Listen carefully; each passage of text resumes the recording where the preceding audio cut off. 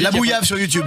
Hey what's up, ici votre gars sur La Bouillave. Aujourd'hui, petite vidéo tranquille où j'avais envie de vous parler un petit peu de moi et de vous raconter l'histoire et la réalité qu'il y avait derrière l'une des vidéos les plus connues de ma chaîne, à savoir ma première YTP sur Zola. Et sachez qu'après cette vidéo, je pensais réellement arrêter YouTube. C'était clairement un des pires moments de ma vie où tout autour de moi était en train de sombrer. On dirait pas, hein, on se dit la vidéo a percé, ça a fait des vues, mais installez-vous et laissez-moi vous conter mon histoire. Avant toute chose mes bouillaves, je vous rappelle que j'ai créé deux playlists Spotify, une avec des bangers US, FR pour turn up, c'est vraiment que des gros bangers, et l'autre playlist c'est une playlist spéciale nuit caliente, et vous m'avez déjà fait des retours et vous m'avez fumé les gars. Merci à tous ceux qui ont posé leur petit like sur la playlist, ça fait grave plaisir. Régalez-vous avec les sons que je vous ai préparés. Maintenant assez blablaté, on rentre dans le cœur du sujet, let's go. Nous sommes le 28 décembre 2020 lorsque ma vidéo sur Zola sort. À ce moment-là, j'avais 11 000 abonnés sur ma chaîne et la vidéo a fait 1000 vues en 24 heures. Sauf que elle m'a fait perdre 11 abonnés lors de sa sortie. Les stats sont pas folles et quand t'es un petit youtubeur de 11 000 abonnés, perdre 11 abonnés dès que tu sors une vidéo, ça fait un peu de peine à voir, tu vois. Et la vidéo comme ça va continuer à me faire perdre des abonnés au fur et à mesure des jours, parfois 5, 6, 8, ça dépendait des jours. Et les commentaires ne sont pas forcément tous bons. Comme par exemple celui-ci. Bon, je dois avouer, j'ai pari. Peut-être parce que je suis pas dans le délire des rappeurs et du rap en général, je sais pas. J'avais pas eu beaucoup de commentaires et ce genre de remarques, on les voyait directement sous la vidéo. Et pendant 4 mois environ, la vidéo va rester dans l'ombre, faisant quelques dizaines de vues par jour. Et également pendant ces 4 mois, je n'ai sorti aucune vidéo et je pensais ne jamais en ressortir. En dehors de YouTube, c'était une des pires périodes de ma vie à ce moment-là. Laissez-moi vous poser le cadre et l'envers du décor afin qu'on se connaisse un petit peu mieux vous et moi et que vous connaissiez mieux les conditions dans lesquelles j'ai fait cette vidéo. Dans tous les aspects de ma vie, c'était une catastrophe. Je venais d'arrêter mes études de dessin alors que j'avais consacré toute ma vie à dessiner. Tous les jours, je dessinais de mes 10 ans jusqu'à mes 21 ans, je faisais que ça tous les jours et j'avais bien répété à mes parents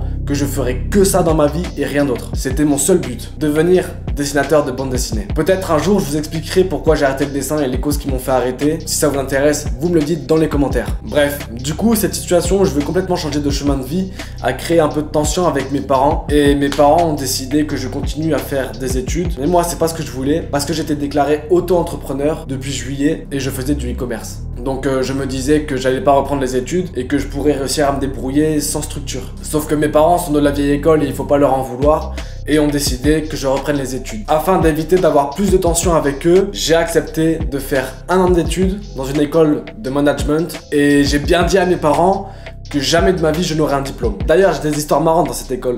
Par exemple, il fallait faire un stage au milieu de l'année dans une entreprise et je l'ai fait dans ma propre entreprise comme j'étais déjà déclaré. Donc j'ai falsifié les papiers, j'ai créé un tuteur de stage, j'ai créé des personnages, j'ai créé toute une histoire dans le rapport de stage en fait, faisant croire que je l'avais fait ailleurs alors que je l'ai fait dans ma propre entreprise et ça l'école ne le sait même pas. Également, il y avait aussi les élèves qui me payaient pour faire certains devoirs parce que j'avais des facilités dans certaines matières et j'ai fini à la fin de l'année dans le bureau du directeur parce que j'ai volé une canette dans le distributeur de l'école. C'est pas drôle, j'en suis pas fier, mais tout ça pour vous dire que le monde des études, c'était pas fait pour moi et que ça me faisait faire des choses bizarres et qui sont pas bien du tout. Et juste ça me faisait, je commençais à vriller en fait à force. À côté de l'école et en plus de l'école, je continue à travailler sur mes projets personnels qui n'ont rien à voir avec YouTube. Mais le fait de créer des vidéos comme celle de Zola m'avait permis à l'époque de m'évader un petit peu et de pouvoir penser à autre chose. Au-delà des études, mes relations amicales et amoureuses étaient en train de disparaître. J'étais dans une relation qui était toxique et je vais pas rentrer dans les détails, c'est normal. Cette relation était assez dure à vivre et c'était la première fois de ma vie que je ressentais une anxiété qui était puissante et pratiquement quotidienne. Et là vous allez me dire, mais pourquoi tu restes avec quelqu'un si tu te sens pas bien avec? La réponse, c'est que pratiquement tous les gens que je considérais comme mes amis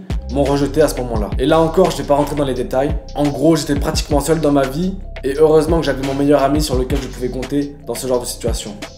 Et en plus de ça, j'avais des problèmes avec mes voisins du dessus qui faisaient du bruit jusqu'à 3 à 4 heures du matin. Du coup, moi, ça me faisait faire des insomnies. J'arrivais plus à dormir et le manque de sommeil, ça a un gros impact sur moi. D'ailleurs, comme sur tout le monde, je pense. Et suite à ça, j'ai dû déménager d'appartement et en prendre un plus petit que celui que j'avais avant. Et donc, ça m'a rajouté un problème supplémentaire à tous ceux que j'avais avant. Surtout qu'à cette période-là, on était en plein confinement. Donc, les salles étaient fermées et je pouvais pas aller m'entraîner, faire du sport ou même juste me balader dehors, quoi. Donc, vous voyez derrière cette vidéo de Zola qui est remplie d'humour, jour, c'était en réalité l'opposé de ma vie. Et pourquoi je vous raconte tout ça? Parce qu'après cet enchaînement d'échecs dans ma vie, je pensais ne plus jamais revenir sur YouTube. Pour moi, c'était fini. J'avais une petite chaîne qui faisait rire quelques personnes. Et j'avais beaucoup trop de problèmes à l'époque pour me pencher sur YouTube. Mais un jour, tout a changé. La vidéo sur Zola, qui était la moins performante de ma chaîne, est devenue virale sur Twitter. Au point où même Zola la riposte en story Instagram. C'est génial, cette vidéo commence enfin à marcher. Quelle naïveté. Quelle naïveté! Ma vidéo a été volée par des comptes Twitter. Ils ont enlevé mon nom sur la vidéo parce qu'à chaque fois j'écris la bouillave en bas de la vidéo et ils l'ont croppé. Et vous savez ce qu'ils ont mis en description de vidéo? JPP, qui est le génie qui a fait ça? Ça, tu sais très bien que c'est moi parce que t'as renié mon nom, tu sais très bien que c'est moi. Donc Zola riposte ce compte au lieu du mien. Et comme un voleur ne suffit pas, tout le monde s'est mis à reprendre cette vidéo comme elle est devenue virale. Et je voyais qu'il faisait des centaines de milliers de vues sur la vidéo alors que moi j'étais à 10 000 vues à ce moment-là, un truc comme ça sur ma vidéo. Donc vous comprenez le seum que j'avais derrière mon écran de voir ça, quoi. L'injustice. Et je voyais les compliments des gens dans les commentaires, les gens disaient waouh, c'est trop drôle, c'est du génie. Ils identifiaient leurs amis pour qu'ils voient ça et tout. Et d'un côté, ça m'a quand même fait plaisir de voir que les gens apprécient mon travail. Mais de l'autre, je me disais putain, c'est moi qui fais ça. Et ils le savent pas, mon nom n'est pas là. Et même encore aujourd'hui, que ça soit sur Twitter, Instagram ou même TikTok, les gens continuent à prendre mes vidéos sans mettre le arrobase ou me créditer. S'il vous plaît, créditez les créateurs. C'est important de leur donner du mérite et du respect. Et voilà quoi, faites-le autant que possible. Bref, malgré tout ça, ma vidéo sur Zola a quand même réussi à récolter des vues. Beaucoup moins que ceux qui avaient été faits sur Twitter.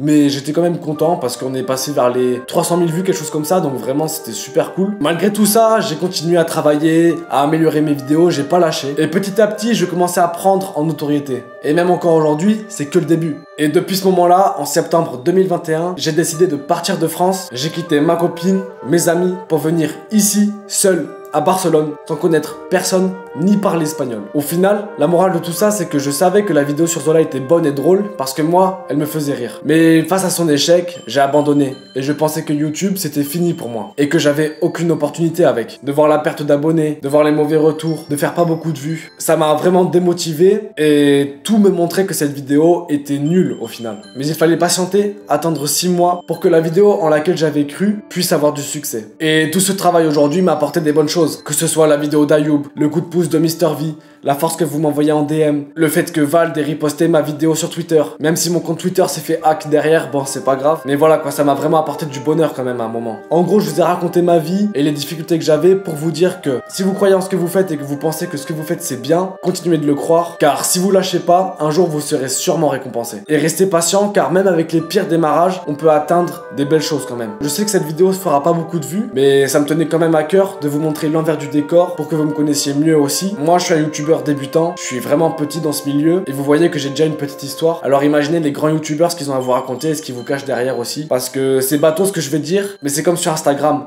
On montre les belles choses sur les réseaux sociaux, mais en réalité derrière, c'est pas toujours comme ça. Donc si t'es resté jusqu'ici, je te dis merci de m'avoir écouté. J'espère que ça t'aura motivé pour accomplir des choses ou que mon histoire t'aura captivé et que t'auras appris à mieux me connaître. Soyez patients, bon courage à tous. Prenez soin de vous, c'est le plus important. C'était la bouillave.